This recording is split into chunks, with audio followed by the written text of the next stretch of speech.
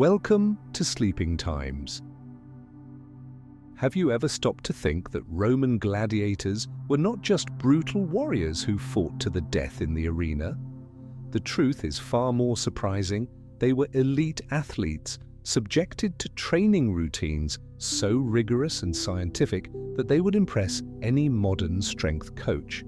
They spent hours perfecting every movement, followed strategic diets calculated down to the detail, cared for their mental health with techniques that today we call visualization and mindfulness, and lived in a routine that balanced extreme discipline with essential moments of rest and recovery. But what really happened behind the scenes of the ludus, away from the eyes of the bloodthirsty crowd?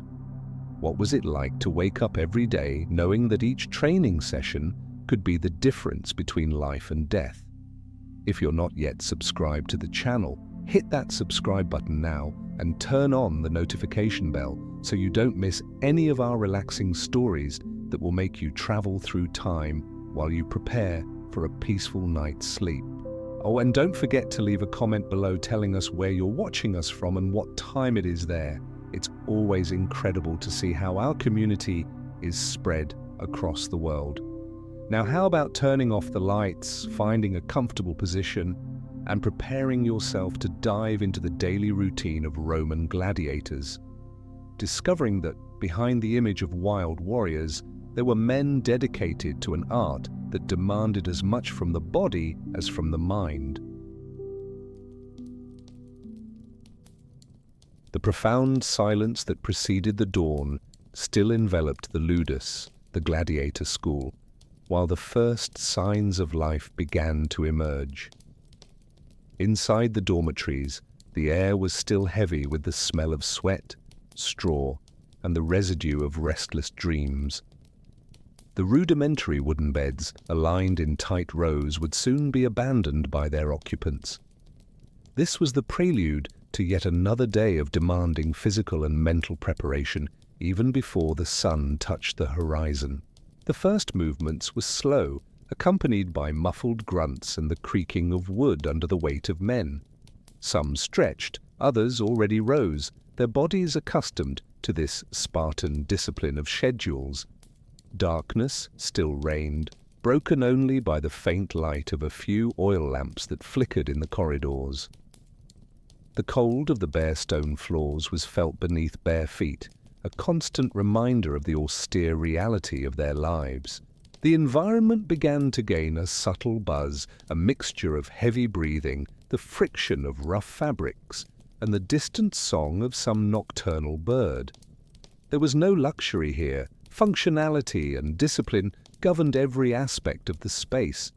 The thick walls and small windows indicated a place more of containment than comfort, designed to mold warriors. They knew that each day would begin in the same way, relentless and predictable. The hierarchy within the ludus was palpable even at this hour, with the more experienced and respected gladiators perhaps having a small privilege, a slightly larger space, a bit more silence. However, before the routine, all were equal. The life of a gladiator did not distinguish titles outside the arena, only performance and obedience. It was a world apart, where the rules of common Rome dissolved into a code of honor and survival. The lanista, the owner and trainer of the school, was usually already on his feet, his presence felt before even being seen. His attentive and authoritarian gaze supervised the awakening of the men, ensuring that discipline was maintained from the very first moment. He was the master of their destinies, the man who decided who would fight, when, and against whom. His word was absolute law within the walls of the ludus. The sound of a bell or a guttural call broke through the torpor once and for all, indicating that it was time to get out of bed. There was no room for laziness or contemplation of the stars that still shone palely in the sky. The body was a tool, and like any tool, it needed to be sharpened and put to use. This was the dawn of the gladiators, an awakening to the reality that awaited. The atmosphere was one of silent concentration, a sort of meditation in motion as they prepared themselves. They put on their simple tunics, perhaps exchanging a few low words, but always with the awareness of what was to come. The day would be long and demanding, requiring every drop of their strength and endurance. There was no time to waste, for time was a luxury few possessed. Even in this environment of rigor, there was a strange beauty in the routine, a synchronicity that developed with daily practice. It was the beauty of discipline, of the body adjusting itself to a purpose greater than mere individual existence. Every muscle fiber, every thought was directed toward the art of survival in the arena. They lived and breathed for the fight, even when they were not fighting. Still in the darkness, the smell of incense perhaps mixed with the heavy air, a brief moment of reverence to the gods. Some made a quick prayer to Mars, the god of war, or to Hercules, patron of the strong and fighters. They sought protection, not only for the future combat, but for the harsh reality of each training day. Faith was an invisible shield against uncertainty. The gladiator ludus, like the famous Ludus Magnus in Rome, was more than a prison or a barracks. It was a community, albeit a forced one. There, men from diverse origins, slaves, prisoners of war, criminals, and even some free volunteers, were forged into a single identity, that of a gladiator, their lives intertwined in a common destiny marked by sword and shield. The light of day began to peek through the cracks, painting shades of grey and pale blue on the stone walls. The buzz increased, but it was still a contained sound, a respect for the seriousness of what was to come. The empty stomach began to give the first signs of hunger, but the morning meal would have to wait. The priority was something else. The corridors filled with rhythmic footsteps, each man moving toward the exit of the dormitories. The air outside was already fresher, biting, but inviting for bodies preparing for exertion. The transition from sleep to full wakefulness was abrupt, with no time for daydreams. The mind had to be as ready as the body. It is fascinating to think about how the structure of a ludus was designed to optimize every moment of the day. Each space had its function, each routine a purpose, all to transform men into effective fighting machines. Discipline was the cornerstone of everything, the foundation upon which strength and skill were built. They were the personification of continuous training. Glances could be seen exchanged between them, some of resignation, others of silent determination. They shared a destiny, an identity that Roman society had imposed on them, or that they themselves had chosen. This invisible bond was an integral part of their existence. There was no escaping the role assigned to them, and so, before even the sun could gild the courtyards, they headed for the first activity of the day, a ritual of purification and warm-up that promised more than just a bath. What kind of nutrition was necessary to sustain such a brutal routine? Soon after waking, the first stop was often the frigidarium, or a simple fountain in the ludus courtyard, where cold water helped awaken the body and mind. A brief body rinse was crucial, removing the torpor of sleep and preparing the muscles for what was to come. Basic hygiene was a component of health and discipline, essential for maintaining vigor. They knew that a clean body was a body more apt for exertion. Next came the morning meal, a fundamental part of the training routine, which went far beyond simply satisfying hunger. Gladiators were often called hordearii, or barley eaters, a nickname that revealed much about their diet. The basis of their food was barley, an abundant and nutritious cereal. This was not a random choice, but a strategic decision for health and performance. Barley was consumed in various forms: thick porridges, heavy breads, and even fermented beverages. The caloric intake was extremely high, necessary to sustain the rigors of daily training and intense physical activity. The amount of carbohydrates was massive, providing the slow-release energy that these ancient athletes needed. There was no room for restrictive diets or processed foods. Archaeological studies, such as the analysis of gladiator bones found in Ephesus, Turkey, confirmed this diet rich in vegetables and barley. Isotopic analyses revealed low intake of animal protein, contrary to what one might imagine for warriors. This challenged the popular perception of a meat-based diet for forging strong men. The reality was more complex and pragmatic. The reason for this vegetarian diet was multifaceted. First, it was economical and easy to produce on a large scale to feed hundreds of men. Second, a diet rich in carbohydrates and vegetables led to the development of a layer of subcutaneous fat. Why would a layer of fat be desirable for a fighter? This fat acted as natural protection, cushioning blows and protecting important blood vessels and nerves, which allowed them to fight for longer. Beyond barley, the diet included legumes, seasonal fruits, olive oil, and sometimes a bit of cheese and eggs. To replenish the minerals lost through excessive sweating, they drank a beverage made from plant ashes, rich in calcium. This drink, often mixed with vinegar, was a primitive mineral supplement, a true Gatorade of antiquity. They sought the optimization of their bodies with available resources. Meals were communal, served in large bowls of rustic ceramic, without great ceremony or individuality. The act of eating was functional, a part of the training machine, not a moment of leisure. The ludus cooks worked tirelessly to prepare the enormous quantities of food necessary for the battalion of fighters. The logistics behind feeding them were impressive for the time. It is interesting to note the parallel with modern athlete nutrition. Although today animal protein is valued, the emphasis on complex carbohydrates and mineral hydration remains key pillars. Gladiators, in their own way, were pioneers in practical nutritional science, adjusting their food to extreme physical demands. The pursuit of a body optimized for performance is timeless. Conversations during meals were probably minimal, perhaps some brief exchanges about the day's training or future fights. The mind was focused on the task of nourishing the body, replenishing reserves for the next challenge. It was not a banquet, but rather a refueling ritual, essential for survival. The bowls and clay cups were simple without ornaments, reflecting the utilitarian nature of their lives. Food was more fuel than culinary pleasure. However, its importance could not be underestimated. It was the basis of their strength and endurance. Every bite was an investment in the day ahead. The rigidity of the diet ensured that everyone received the same nutritional treatment, eliminating unequal advantages or disadvantages in this regard.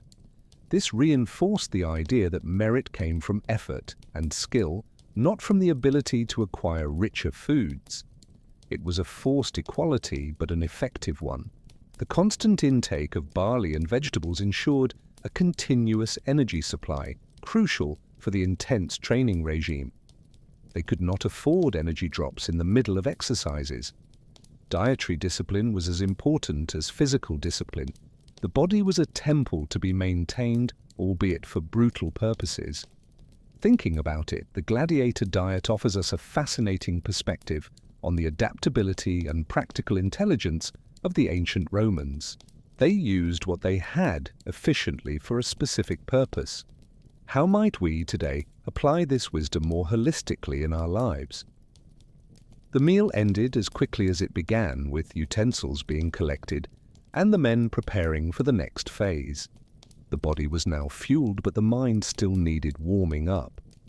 What kind of exercises would be performed to prepare the body for the brutal demands of training? After the morning meal and brief hygiene, the ludus came to life with the first rays of sun, which gilded the courtyards and the palestra, the training area. The air, once cold and heavy, began to warm, mixing the smell of sweat with the earthy aroma of damp sand. It was in this space, in the open air, that the true transformation of men into gladiators began. Physical discipline was the cornerstone. The initial exercises were focused on stretching and warming up, a practice that the Romans, with their deep understanding of the human body, already mastered. They performed gentle movements to awaken the muscles, stretching tendons and preparing joints for the effort that would follow. The prevention of injuries was of paramount importance for the longevity of a gladiator. The body was anointed with oils, not only to protect the skin from the sun and the friction of sand, but also to facilitate movement and massage. Olive oil, abundant in the region, served multiple purposes, nourishing the skin and imparting a distinctive shine to already defined muscles. The touch of oil was a ritual, a prelude to the day's physical journey. The palestra was a scene of constant activity, with men of different ages and body types performing coordinated exercises. The beaten and sandy ground absorbed the impact of feet, and the fine dust that rose with each movement added a visual and sensory texture to the environment. The shouts of the doctores, the instructors, echoed through the courtyards, correcting postures and encouraging effort. The importance of flexibility and mobility was recognized. Gladiators needed agility to dodge blows, range of motion to wield their heavy weapons, and elasticity to absorb impacts. These morning stretches were the foundation for developing these essential qualities. They understood that a rigid body was a vulnerable body. The doctores observed with attentive eyes, identifying any sign of weakness or misalignment. They were masters in the art of the human body, capable of shaping and strengthening their students based on centuries of knowledge. Empirical experience was the guide for their training techniques, passed down from generation to generation. As they stretched, the rising sun bathed the palestra in golden light, warming the bodies in the sand. Sweat already began to flow, indicating the beginning of physical effort. This was a moment of concentration, where the mind connected with the body, focusing on each muscle being activated, the exterior and interior aligned for the task. This ritual of stretching and warming up can be compared to the routines of modern athletes, who also dedicate significant time to physical preparation before any intense training. The idea of preparing the body for maximum performance is a constant in the history of physical activity. The methods may have changed, but the principle remains the same. The men moved in unison or in small groups, following instructions or learned routines. Individuality was suppressed in favor of collective discipline, but responsibility for one's own body was each man's. They were the custodians of their own fighting tool, and they had to keep it in perfect condition. Injuries were a constant threat, and prevention was the best defense. An injured gladiator was a useless gladiator, a lost investment for the lanista. Thus, every stretch, every warming movement, was insurance against pain and incapacity. They could not afford to be unprepared. The sound of wind whistling between the arcades of the ludus mixed with the whispers of the men and the commands of the instructors. It was a concert of life, of effort and preparation, all under Rome's vast and blue sky. The impersonal nature of training was contrasted by the intensity of each individual's experience. The exercises evolved from light movements to more vigorous ones, increasing circulation and body temperature. Light jumps, trunk rotations, arm swings, all to ensure that every part of the body was ready for simulated combat. The progression was gradual but relentless. The body needed to be challenged. It is fascinating to think that even in a society that valued brutal spectacle, there was a deep respect for the body and its maintenance. The longevity of a gladiator, although often short, depended on his ability to withstand training and fights. The science behind the practice, though empirical, was remarkable. Sweat flowed freely, a testament to the effort already being invested. The mind cleared, focus intensified. The outside world, with its concerns and uncertainties, receded to give way to the present task, the preparation of the body for war. They became one with their own effort. With the body now warmed and flexible, and the mind sharpened, it was time to go beyond general preparation. What kind of weaponry awaited them, and how would they be taught to master the complex and varied forms of combat that made the Roman arena so deadly and spectacular? With the body warmed and the mind focused, the gladiators moved to the most specialized phase of training, mastering the various combat styles. Each gladiator was not merely a fighter, he was a martial artist, specialized in a particular type of weaponry and tactic. The variety of styles made arena spectacles even more intriguing and unpredictable for the audience. There were dozens of types of gladiators, but some stood out for their popularity and the distinction of their weapons and armor. The murmillo, for example, was one of the heaviest, with its large rectangular shield, scutum, a sword, gladius, and a distinctive helmet with a fish-shaped crest. Its strength and defense were its main characteristics, making it a formidable opponent. The retiarius, on the other hand, was the opposite of the murmillo, light, agile, and armed with a net, rete, a trident, fuscina, and a dagger. Without helmet or shield, his defense was speed and the ability to entangle his opponent. The disparity of styles between murmillo and retiarius was one of the most anticipated and dramatic duels in the arena. It was a battle between brute force and agility.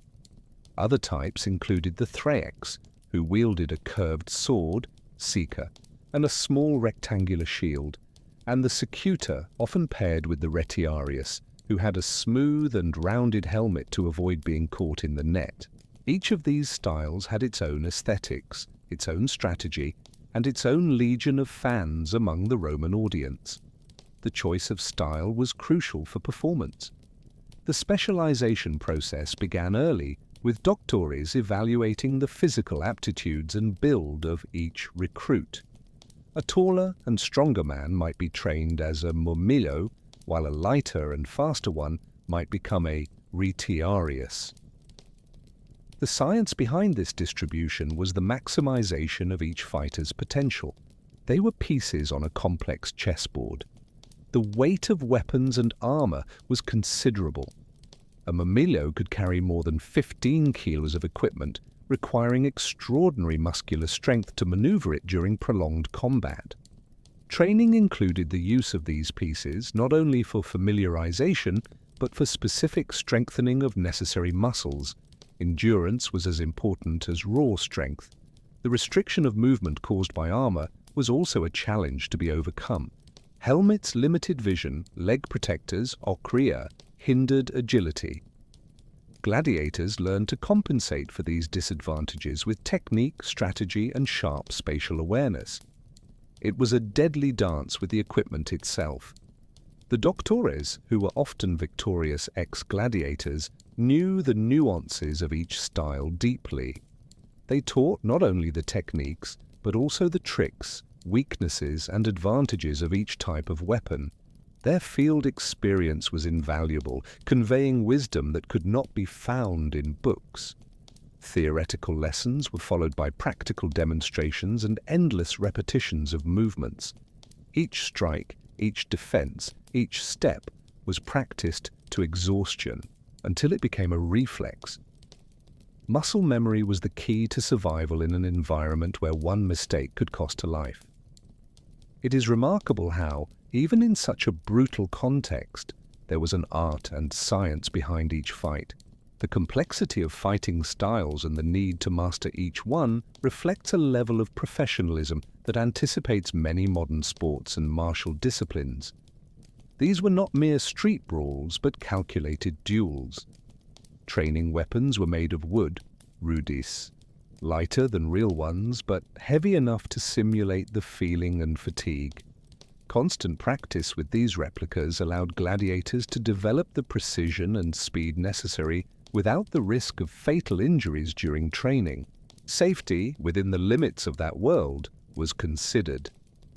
The sound of wooden swords striking, the clang of rudimentary shields, and the commands shouted by the doctores filled the air of the palestra. The environment was one of intense concentration, a bubble of effort and focus where the outside world disappeared. They were learning machines, absorbing every instruction. Gladiators learned not only to fight with their own style, but also to understand the weaknesses and strengths of other styles. This was crucial for developing effective combat strategies. Knowing the enemy was as important as knowing oneself. Tactical intelligence was a differentiator. Thinking of our days, the specialization of athletes in different modalities and positions echoes this ancient practice. From a defender in soccer to a lightweight boxer, the adaptation of the body and training to a specific role is a fundamental principle of performance. Gladiators were, in that sense, precursors. The intensity of training was now undeniable, with sweat-soaked bodies and minds overwhelmed with the countless techniques to be memorized and perfected. But this was only half the equation. What would happen when individual practice met with real confrontation, albeit simulated? The next step would involve a silent, yet relentless adversary.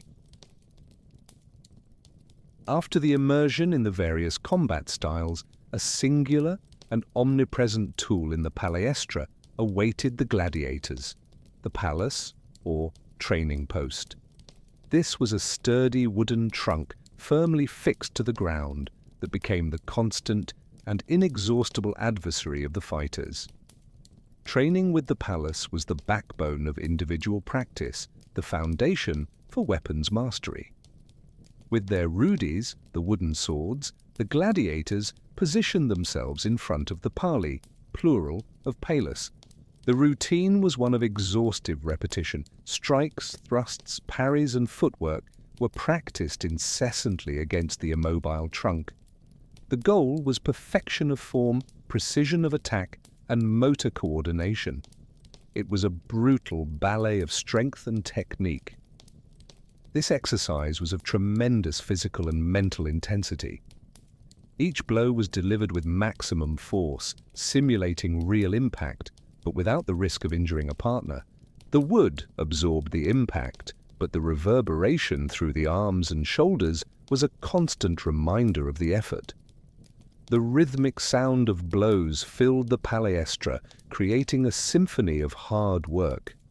The repetition, however tedious it might seem, had a profound purpose: building muscle memory.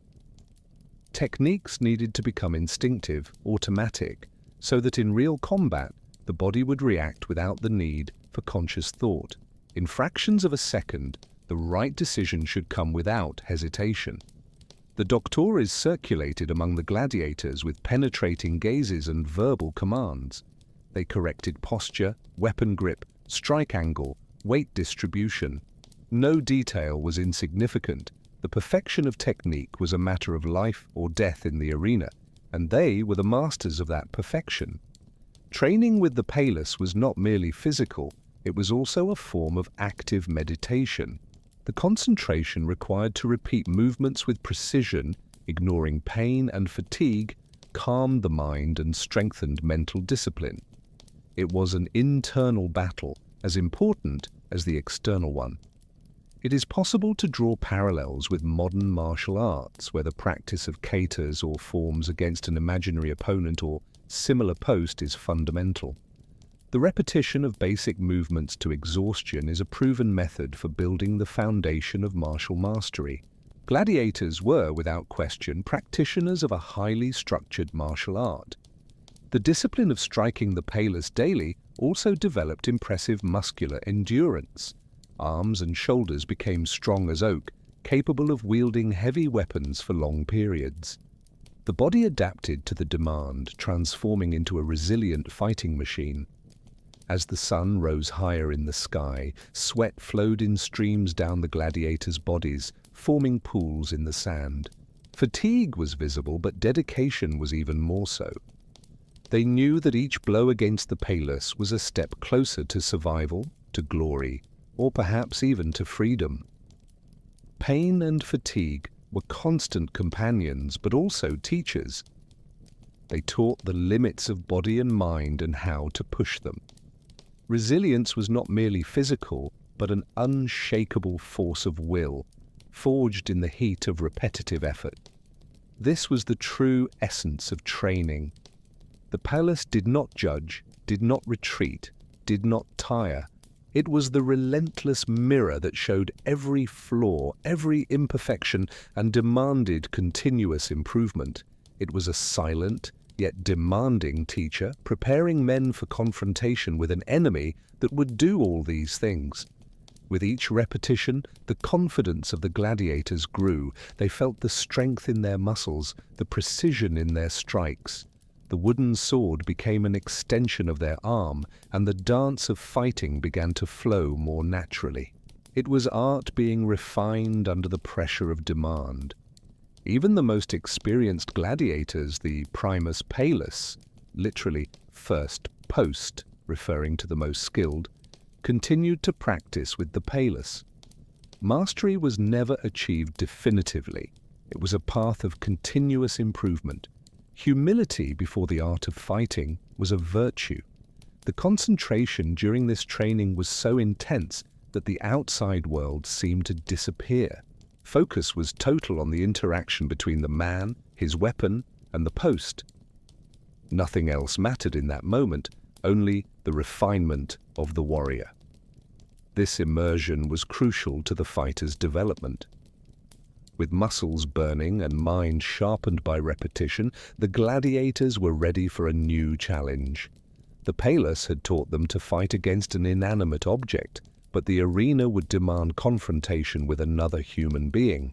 What would simulated duels be like, and what kind of bonds would form between men who one day might be fatal adversaries? After the exhaustion of training with the palus, the palaestras saw the gladiators move into simulated combat. Wielding their rudis, the wooden swords, they faced each other in controlled duels, applying newly acquired techniques against a real opponent. This was a crucial step in refining strategy, real-time decision-making, and adaptability. The confrontations were intense, though lacking the lethality of true weapons. The blows were strong, the speed was real, and the pressure of having an active opponent forced the gladiators to think and react more quickly. The doctores observed closely, intervening to correct errors or demonstrate movements. Safety was a concern, but realism was the priority. In these simulated duels, the bonds between gladiators were tested and forged.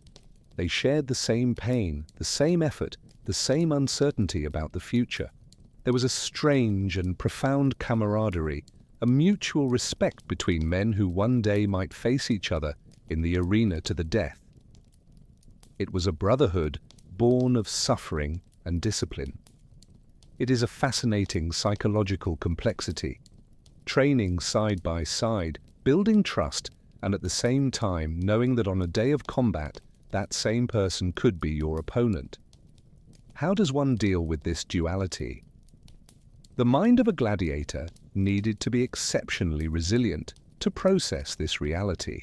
This forced yet intense coexistence created a sense of belonging. Although they came from diverse origins in the ludus, they were all gladiators. They shared stories, fears, and aspirations, forming a unit that was both a work group and a peculiar family. Solidarity emerged amid brutality. Shouts of encouragement and warnings were common during these simulated combats. One gladiator might alert his partner to an opening or praise a good move. This interconnection, even in rivalry, showed that a group spirit was present, even if limited by the nature of their profession. The doctors encouraged healthy rivalry, but also cooperation in learning. They knew that a gladiator who helped his colleague improve indirectly elevated the level of the entire school. The reputation of the ludus depended on the quality of its fighters, and quality came from mutual training. The sounds of simulated combat, the thud of rudis, the gasping of men, feet dragging in sand, created a vibrant atmosphere. It was a preview of the spectacle, a dance of attack and defense that, although it was a rehearsal, demanded total commitment. They were actors and warriors at the same time.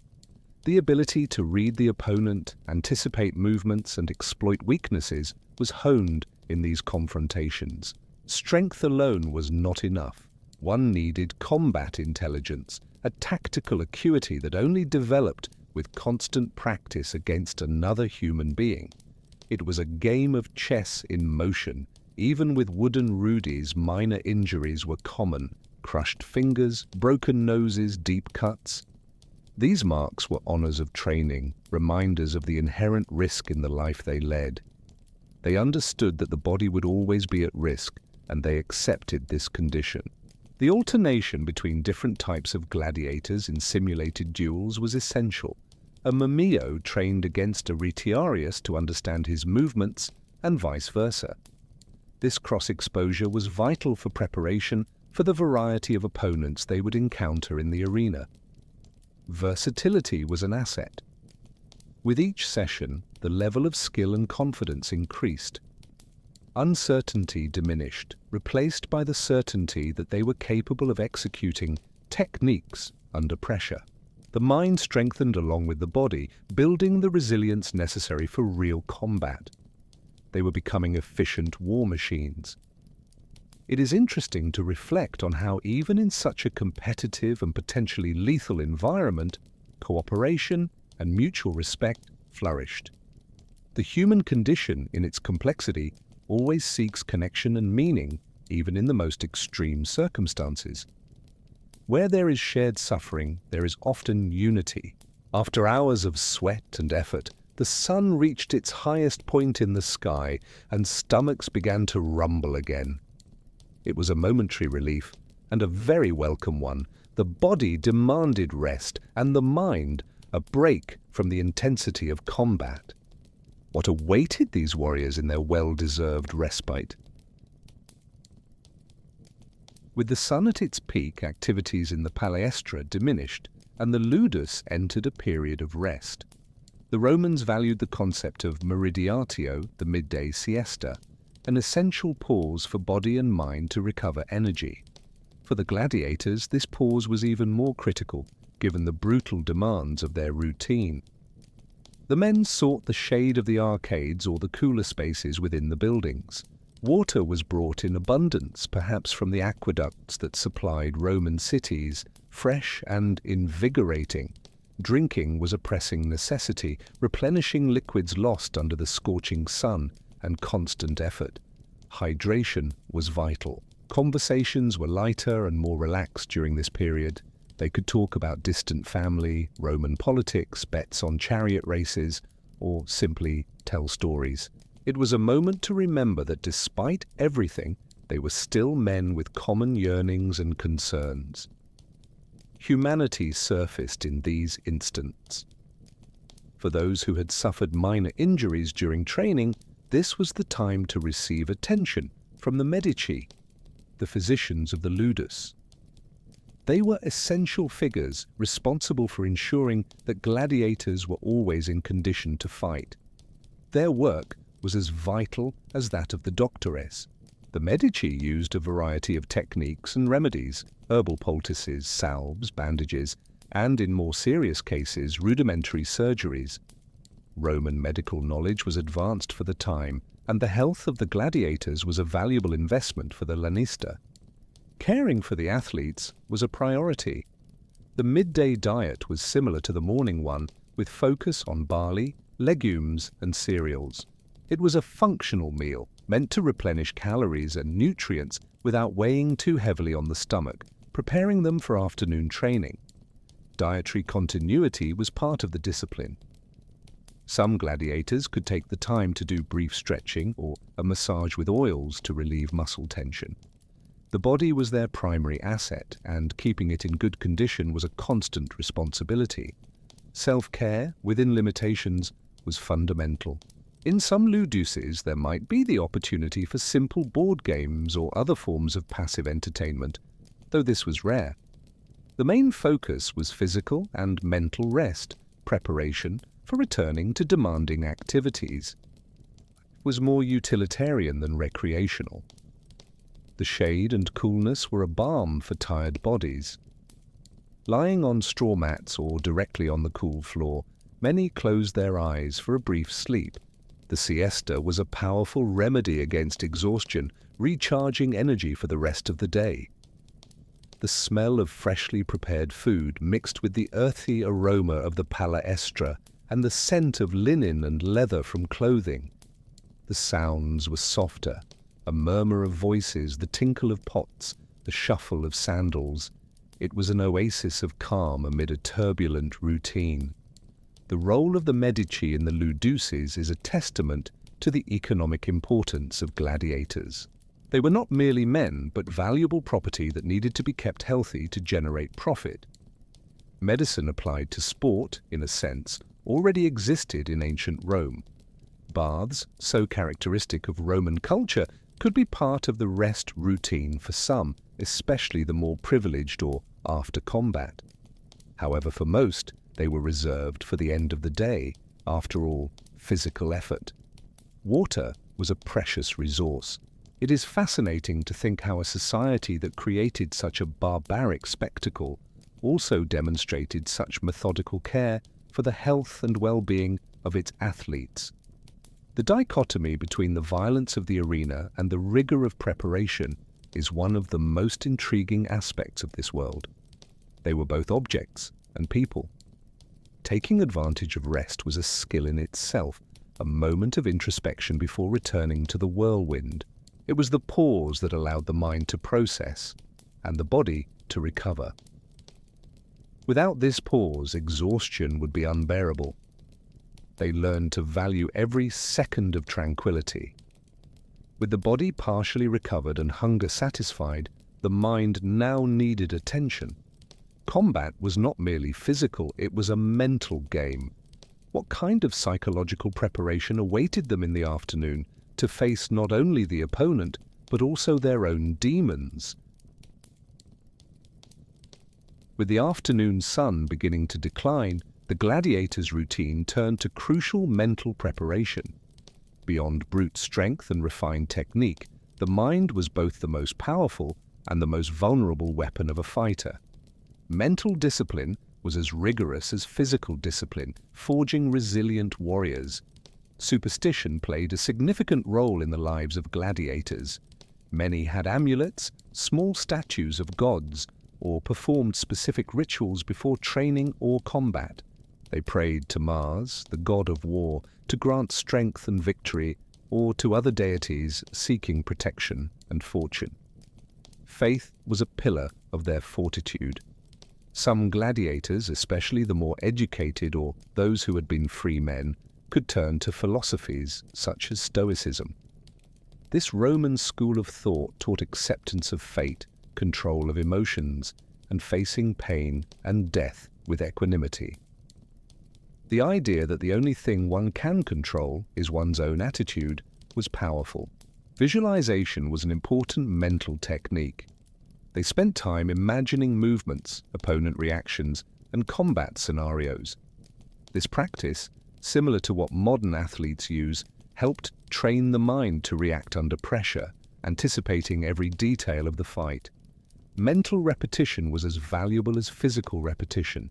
The fear of death was a constant reality, and gladiators needed to learn to live with it, to transform it into a source of focus rather than paralysis.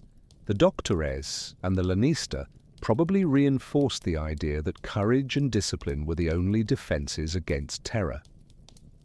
The mind had to be stronger than instinct. Roman culture valued virtues, masculinity, courage, and excellence in combat.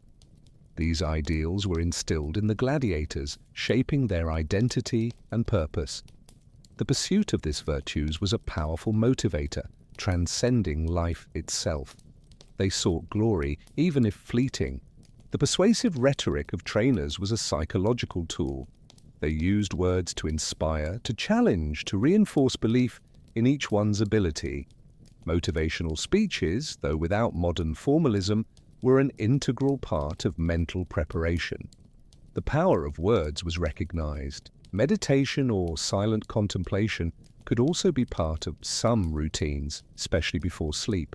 Clearing the mind of the day's chaos, focusing on breathing and finding an inner center, was crucial for maintaining sanity and clarity. Quietude was a secret weapon. We can see clear parallels with contemporary sports psychology. High-performance athletes today use visualization techniques, stress management, and meditation to optimize their performance and cope with pressure. The essence of mental preparation is timeless, crossing millennia and contexts. The understanding that the arena was not merely a physical test but a test of will and nerves was fundamental. The gladiator needed to be unshakable in both victory and defeat, maintaining his composure and honor. Public image was part of the spectacle. The solitude of thoughts, despite living among other fighters, was a constant.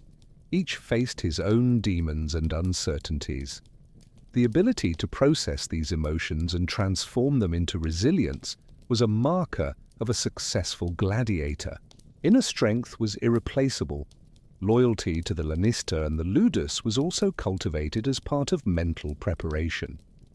The idea that they were part of something greater, that they represented their school, gave purpose beyond self-preservation. A sense of team, even in an individual sport, was valued. The discipline of following the routine, of accepting authority, and of committing to daily training was, in itself, an act of mental strengthening. Overcoming the desire to quit, to yield to pain, was a daily training of the will. They were masters in the art of self-transcendence. The twilight began to paint the sky with orange and purple tones, marking the end of an intense day of training.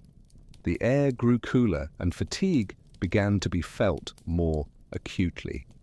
It was a moment of transition where body and mind needed relief and purification. With the mind strengthened and the spirit prepared, it was time for the body to receive its reward. What kind of cleansing and relaxation rituals awaited them, and how did the famous Roman baths provide a sanctuary for these weary warriors? With the day of training coming to an end, the gladiators made their way to the thermae, the Roman baths, which were much more than mere places of hygiene. For them, they represented a sanctuary of recovery, a moment of relaxation, and a social space, even within the limitations of their condition. It was the well-deserved reward after hours of physical and mental effort. The baths were an essential part of Roman culture, and many cities possessed impressive structures, some even in or adjacent to the luduses. The path through the rooms was a ritual. First, the apoditerium, changing room, then the tepidarium, warm room, followed by the caldarium, hot room with hot pools, and finally the frigidarium, cold room with cold pools. In the caldarium, hot steam relaxed tense muscles and opened pores, allowing sweat and dirt to be eliminated. The thick and humid air filled the lungs, calming breathing. The sound of water and the echo of voices created an almost ethereal atmosphere, a contrast to the brutality of the palestra. After the caldarium, the skin was scraped with a strigil, a curved tool of metal or bone, to remove sweat, oil, and accumulated dirt. This was a common process in ancient Rome, an effective method of cleansing. Then the skin was anointed again with perfumed oils, which helped hydrate and soothe. Massage was a vital component of recovery. The Medici or bath attendants massaged sore muscles, relieving tension and promoting blood circulation. This attention to the body was fundamental for injury prevention and the longevity of gladiators. They were valuable machines that required constant maintenance. In the frigidarium, cold water provided an invigorating shock, closing pores and stimulating circulation. It was an ancient form of cryotherapy, helping to reduce inflammation and muscle swelling. The abrupt transition from hot to cold was an intense experience, but highly beneficial. The social aspect of the baths, though perhaps limited for gladiators compared to free citizens, was still present. It was a moment to converse in a more relaxed environment, share news, or simply enjoy each other's company in a state of relaxation. The armor was left aside, revealing exhausted men. The architecture of the baths was often impressive. with marble, mosaics, and elegant arches. Even in a ludus, functionality could be combined with a certain grandioseness, demonstrating the importance that hygiene and well-being had for Romans. It was a testament to their engineering and aesthetics. The steam and the smell of oils and herbs filled the senses, creating an immersive and deeply relaxing experience. The body, once tense and aching, began to yield to relief, and the mind, once alert and focused, allowed itself to wander. It was a moment of peace in a day of war. Sounds echoed through stone walls and high ceilings, the splashing of water, muffled voices, the gentle scraping of strigils. It was a unique environment, a symphony of recovery and tranquility. For many gladiators, it was one of the few moments of true comfort in their lives. It is fascinating how, in such a practical society, the art of physical recovery was so well understood. The Romans, empirically, developed a system of baths that still today has parallels in spas and wellness centers. The pursuit of balance between effort and rest is a lasting human trait. The purification was not merely physical, there was an element of mental and spiritual renewal in this ritual. Leaving behind the sweat and dust of the day, the tensions of training and emerging clean and relaxed was a way of closing one cycle and preparing for the next. They felt renewed. The sensation of clean skin and relaxed muscles was a welcome contrast to the harshness of the palestra. For a few moments, the weight of the world and the uncertainty of the future seemed to diminish. They could simply be without the pressures of the arena or the lanista. The path back to the dormitories was now lighter, the steps more relaxed. The bodies were tired but invigorated, ready for the last meal and well-deserved rest. The daily journey was almost complete. The night promised deeper relief. With muscles relaxed and skin clean, the day was in its twilight. What passed through the mind of a gladiator as the lights dimmed and he prepared to face the darkness of night and the uncertainties of tomorrow? The daylight diminished gradually, tinting the sky with reddish and purple tones over the ludus rooftops. Shadows lengthened, and the night air brought a welcome coolness after the heat and effort of the day. The bustle of the palestra silenced, giving way to a quietude that invited introspection. The gladiators' day was coming to an end. Oil lamps and torches were lit, casting a flickering glow through the corridors and courtyards, creating an atmosphere of half-light and mystery. The smell of burning oil mixed with the aroma of dinner being prepared, a final meal before restorative sleep. The sounds of the ludus became more subtle, the murmur of voices and the creaking of doors. The last meal of the day was generally lighter than the previous ones, but still nutritious. Again, barley, breads, and legumes made up the bulk of the plate. It was a moment to replenish the last energies without overloading the body before rest. Dietary discipline continued until the end of the day.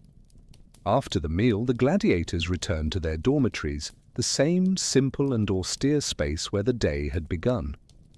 Conversations were low, often ceasing entirely as each prepared for sleep.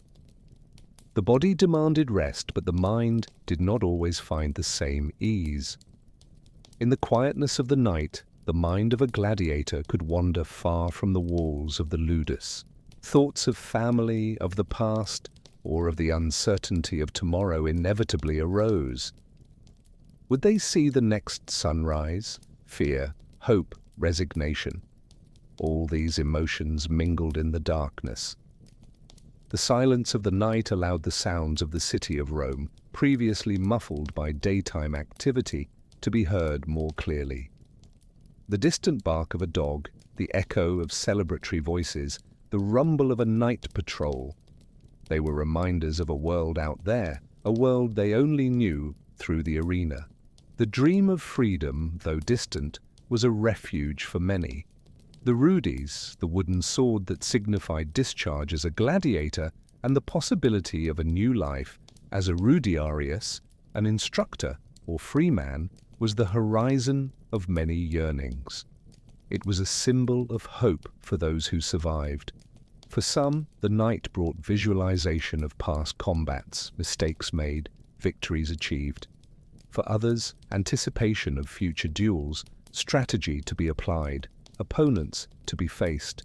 The mind did not stop, processing the complexity of their existence, promises of sacrifice, prayers to ancient gods, rituals to ward off ill omens, could be repeated in silence. Each gladiator had his own way of dealing with the unknown, of seeking some control over a destiny that often seemed to be in the hands of gods and the public. The bed of straw and wood, though uncomfortable, offered the only real rest. The body, exhausted, found its refuge, recharging energy for the cycle that would restart at dawn. The discipline of the body, even in sleep, was a constant in their lives. It is interesting to think that even under such extreme conditions, the human capacity to dream and aspire for something more remained intact. Hope was a fuel, a small fire that burned in the darkness of uncertainty. They were not merely machines, they were men with hearts and minds. The sounds of the ludus gradually calmed to an almost complete silence, broken only by the deep breathing of men asleep. Darkness enveloped the compound, a protective veil over tired bodies and overloaded minds. Rest was an absolute necessity. The daily journey of training from dawn to twilight was a testament to human resilience. Each moment, each effort, each thought was interconnected in a complex web of survival and discipline.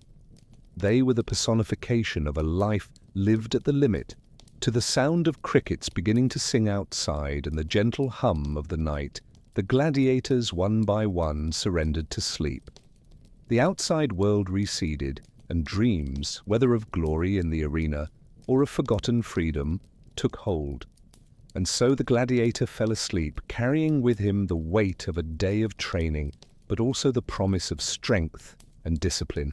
What lessons can we draw from such a singular life about the relentless pursuit of mastery, even in the face of the most uncertain of tomorrows? The journey we have just traced through the daily routine of a Roman gladiator offers us a fascinating window into a world of rigorous discipline and a relentless pursuit of excellence, even in a context of brutal spectacle. We have gone beyond the bloody combats of the arena, diving into the quietness of dawn, the meticulousness of diet, the precision of training, and the complexity of the mind. What can we learn from these men who lived their lives under the constant shadow of death? First, the human capacity for adaptation is impressive. Regardless of their origin, these men were molded by a system that demanded the maximum of their bodies and minds. They not only survived, but thrived in their art, becoming icons of strength and courage.